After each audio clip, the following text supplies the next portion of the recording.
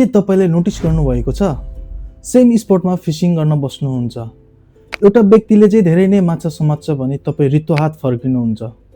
Same hook प्रयोग गर्नुहुन्छ, same बेट प्रयोग गर्नुहुन्छ, तर रिजल्ट टोटली डिफरेन्ट किन?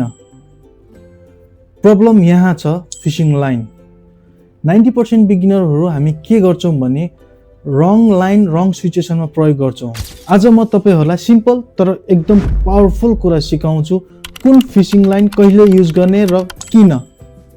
आउनुस् आजको भिडियो सुरु गरौँ।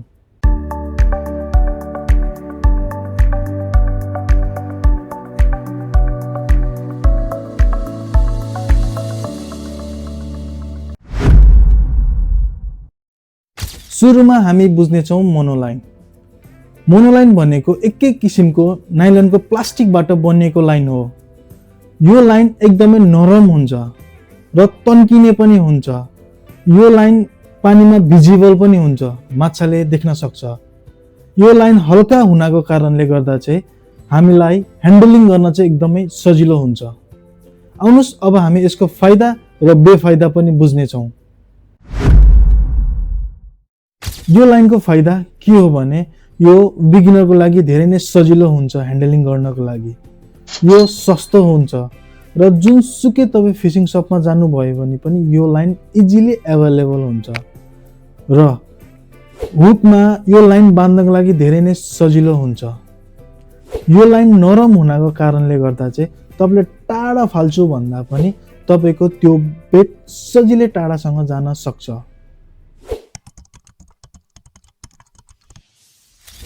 यसको बेफाइदा चाहिँ के छ भने यो सजिलोसँग देखिन्छ।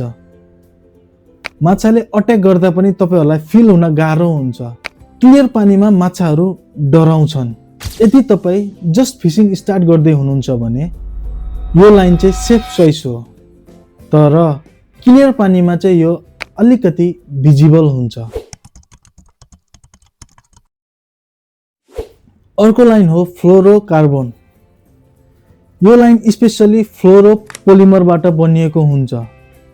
यो खास गरी पानीको रिफ्लेक्टिभ इन्डेक्ससँग मिल्ने हुँदा यो पानीमा अलमोस्ट इन्भिजिबल हुन्छ र मोनोलाइन भन्दा चाहिँ यो कडा हुन्छ र तन्किदैन पनि।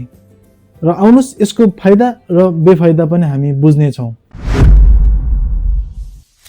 यो लाइनको फाइदा चाहिँ के हो भने पानीमा अलमोस्ट इन्भिजिबल हुन्छ। माछाले बेटलाई अट्याक गर्दा पनि हामीले लाइनमा राम्रोसँग फिल गर्न सक्छौं।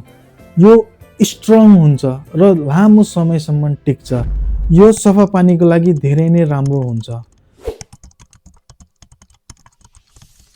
यसको बेफाइदा चाहिँ के छ भने यो महँगो हुन्छ। यो कडा हुनाको कारणले यसलाई ह्यान्डलिङ गर्न गाह्रो हुन्छ र हुकमा लाइन जोड्नको लागि पनि गाह्रो हुन्छ र बिगिनरहरुको लागि चाहिँ एकदम ट्रिकी हुन सक्छ। यो चैत वैशाख महिनाको लागि चाहिँ यो लाइन गेम चेन्जर लाइन हुन सक्छ। यदि तपाई क्लियर वाटरमा फिशिङ गर्न जाँदै हुनुहुन्छ भने यो फ्लोरोकार्बन लाइन चाहिँ तपाईहरुको लागि गेम चेन्जर साबित हुन सक्छ। आउनुस् अब हामी तेस्रो लाइनको विषयमा हामी बुझ्नेछौं, त्यो हो ब्रिड लाइन। ब्रिड लाइन भनेको धेरैवटा धागो जस्तै फाइबरबाट बनिएको लाइन हो। यो लाइन स्ट्रङ र तन्किदैन। यसको फाइदाहरु चाहिँ के हुन्छन् भने यो लाइन धेरै नै स्ट्रङ हुन्छ। यदि तपाईलाई लङ कास्ट गर्नु छ भने तपाईको बेट सजिलैसँग कास्ट गर्न सक्नुहुनेछ र यदि माछाले अट्याक गर्छ भने तपाईलाई तुरुन्तै हातमा फिल हुन्छ, तर यो पानीमा भिजिबल हुन्छ। र यसको बेफाइदा चाहिँ के हुन् त? यो लाइनको बेफाइदा चाहिँ के हो भने पानीमा देखिन्छ। यो सफा पानीमा काम गर्दैन र यदि तपाईले हुकमा कुनै पनि गाँठो पार्नु भएको छ भने यो सजिलैसँग स्लिप हुने सम्भावना धेरै नै छ।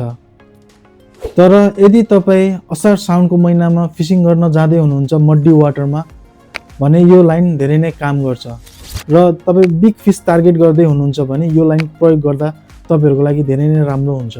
यदि तपाई फिशिङ गर्न जाँदा सही लाइन चुज गर्नु भयो भने त्यो तपाईको लागि हाफ सक्सेस हो। यदि तपाईले गलत लाइन चुज गर्नु भएको छ भने माछा बेटको नजिकै आउँदा पनि माछाले बेटलाई इग्नोर गर्छ आजबाट ऱ्यान्डमली लाइन युज गर्न छोडिदिनुहोस्। स्मार्ट एङ्गलर बन्नुहोस्, कन्डिसन बुझ्नुहोस् र सही लाइन चुज गर्नुहोस्। तपाईको अटोमेटिकली क्याच रेट बढ्न सुरु हुन्छ। कमेन्टमा लेख्नुहोस् तपाईले अहिले कुन लाइन धेरै युज गर्नुभएको छ र युज गर्दै हुनुहुन्छ। यस्तै फिशिङ टिप भिडियो तपाईलाई मन पर्छ भने च्यानललाई लाइक, सब्स्क्राइब र कमेन्ट गर्न चाहिँ नबिर्सिनुहोस् भन्दै आउनुस् आजको भिडियो म यही टुङ्गाउन चाहे। अर्को भिडियोमा फेरि भेट्ने बाचा गर्दै हस्त नमस्ते अनि जय नेपाल।